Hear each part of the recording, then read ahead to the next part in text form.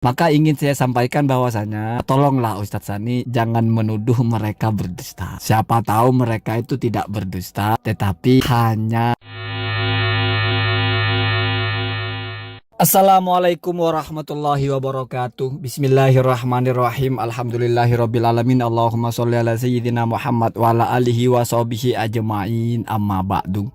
Ketika channel YouTube Darul Fikri atau channel satu lagi dari punya Gus Sani Uye yang namanya Menjadi Dawaul Kuclu merilis 4 sutet-sutet atau ustadz-ustadz Salafi Wahabi yang berdusta atas nama 4 imam madhab.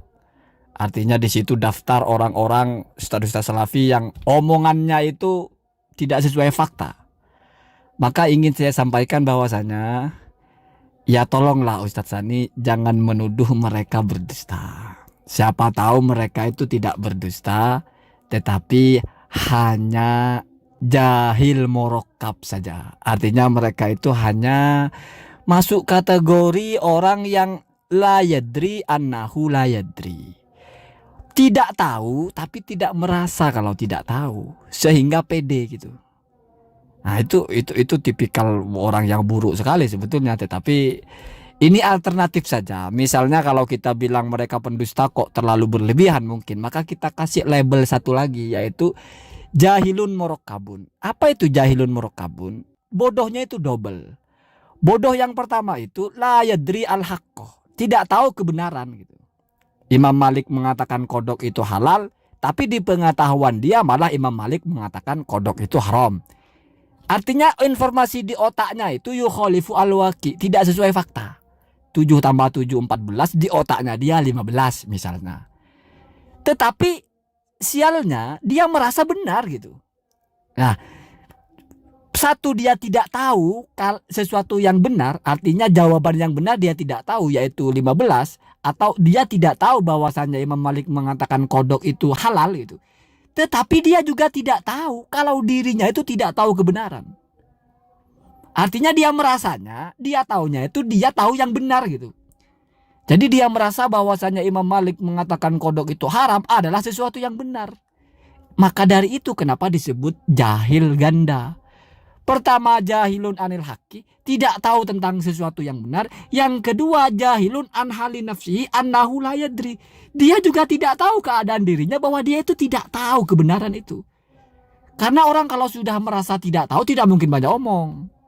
Ya sama dengan satunya itu yang Ustadz Badrus Salam yang mengatakan bahwasanya kunut itu tidak disyariatkan oleh 3 madhab, termasuk Imam Malik disebut di situ. Ternyata Imam Malik di situ ada kunut subuh kan? Artinya informasi di otaknya itu melengseng gitu, tidak sama dengan fakta. Itulah yang disebut dengan jahil morokkab. Kalau tidak tahu sama sekali, jahil basit misalnya, apakah Imam Malik itu mensyariatkan kunut? Saya tidak tahu mensyariatkan atau tidak. Itu orang begitu tidak akan ngomong, apalagi mekang-mek, apalagi di depan jamaah. Orang-orang yang ngomong di depan jamaah itu mereka sudah merasa tahu. Mereka sudah merasa mereka ini mengetahui yang benar, maka mereka ngomong. Tetapi faktanya yang mereka ketahui itu melenceng, maka disitulah kita sebut mereka tidak tahu kalau pengetahuan mereka itu melengseng. Ketika pengetahuan melengseng berarti kan tidak tahu kebenaran. Artinya ya sama saja tidak tahu. Maka kita sebut mereka tidak tahu atau tidak merasa kalau mereka itu tidak tahu kebenaran. Merasanya mereka tahu. Apalagi Farhan Furoyhan itu yang bilang bahwasanya 4 madhab tidak mensyariatkan atau tidak menganjurkan melafatkan niat. Jelas-jelas mazhab Syafi'i melafatkan niat itu sesuatu yang dianjurkan kok, mustahab. Kemudian satu lagi itu siapa namanya, Ustadz entah siapa namanya itu yang mengatakan, Imam Syafi'i sendiri mengatakan salah satu faktor kesyirikan itu mengaji di kuburan. Karena mungkin Imam Syafi'i menganjurkan orang mengaji di kuburan, sementara kata dia Imam Syafi'i sendiri mengatakan faktor kesyirikan mengaji di kuburan. Nggak ada Imam Syafi'i itu main syirik-syirikan. Memang kalian kira Imam Syafi'i itu seperti ustaz-ustaz kalian itu, dikit-dikit syirik lah, dikit-dikit bid'ah lah, dikit-dikit apa masuk neraka, dikit-dikit menyekutukan Tuhan. Nggak ada. Jadi jangan mengada-ngada, jangan hoax ya. Ya ini sebetulnya sudah lebih halus saya kira daripada kita sebut pendusta. Kalau pendusta kan jahat, kriminal ya, kriminal. Kalau pendusta itu kriminal. Tapi kalau jahil murakkab itu ya penyakit saja, penyakit tapi nggak kriminal. Banyak kan kita kadang-kadang misinfo tapi pede gitu. Kita nggak tahu kalau yang kita tahu itu salah gitu. Kita merasanya benar, makanya pede kita keluarkan kepada orang. Banyak dalam hal-hal lain, nanti akan saya bahas. Di mana orang-orang pede, orang-orang merasa mengetahui yang benar, lalu dia keluarkan di depan orang. Bahwasanya tai kucing suci lah, apalah, bahwasanya talafut niat itu pendapat ditolak oleh Imam Nawawi, oleh Imam Syairozi lah, kan banyak hal-hal semacam itu. Dan kita membicarakan ini menghormati tradisi ilmiah. Kita lepas dulu soal kubu lah, entah Wahabi atau apa. Tapi kita bicara ihtiramul ilmi, menghormati ilmu. Kita bicara ilmu itu bil qauli al fasih, dengan kalimat yang fasih. Fasih dalam tatanan tertinggi, yaitu sesuai dengan yang matlub di situ, sesuai. Kita mengkaji satu ilmu sesuai dengan morotnya, sesuai dengan makosidnya, sesuai dengan maksud-maksudnya. Nggak ada pelintir, nggak ada disampaikan secara keliru, entah karena berdusta atau goblok, entah apa. Yang penting itu sesuatu yang tidak baik, sesuatu yang sama-sama menyesatkan. Bodoh itu diam, tidak boleh banyak omong.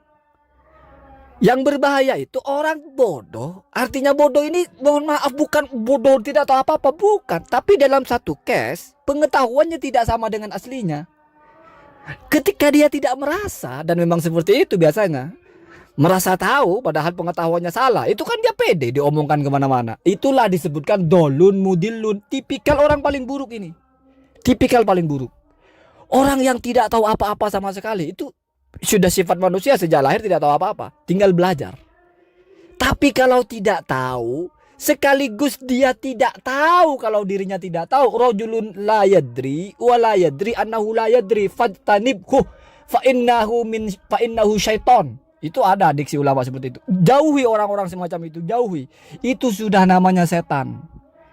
Itu orang-orang yang akan menyesatkan. Kenapa? Karena dia pede, dia merasanya tahu.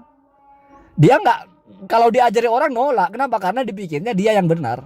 Ya itu yang disebut dengan, banyak ulama mengatakan itu, dari tipikal 4 manusia itu yang paling buruk itu. Tidak tahu tapi merasanya tahu. Atau la yadri, tidak tahu. Wa la yadri annahu la yadri. Mukhalafahnya berarti merasa dia tahu. Jadi dia tidak merasa bahwa, atau tidak tahu kalau pengetahuan dia salah, sehingga dia sebetulnya tidak tahu apa-apa tapi merasanya tahu. Maka pede dia ngomong sana sini, menjelaskan ini, menjelaskan itu, tembak ayat, tembak hadis, sebut-sebut nama ulama, saya enak kepalanya sendiri gitu. Ya entah nggak tahu karena nggak pernah baca, entah karena memang sudah kadung membaca sumber-sumber yang salah. Wallahu alam. Yang jelas orang-orang seperti ini kita harus kena hati-hati. Bukan berarti mereka tidak akan pernah bicara yang benar. Pastilah bicara yang benar. Mereka ada ilmu, tetapi di bagian-bagian seperti ini betul-betul menyesatkan. Betul-betul menipu, betul-betul menggiring opini, betul-betul menjauhkan umat dari kebenaran. Maka wajar kalau orang-orang seperti Gus Andi itu bersuara. Mereka paham itu melenceng, mereka paham itu salah. Maka nahi mungkarnya dengan cara membuat konten. Ya seperti itu kira-kira. Semoga ada manfaatnya. Assalamualaikum warahmatullahi wabarakatuh.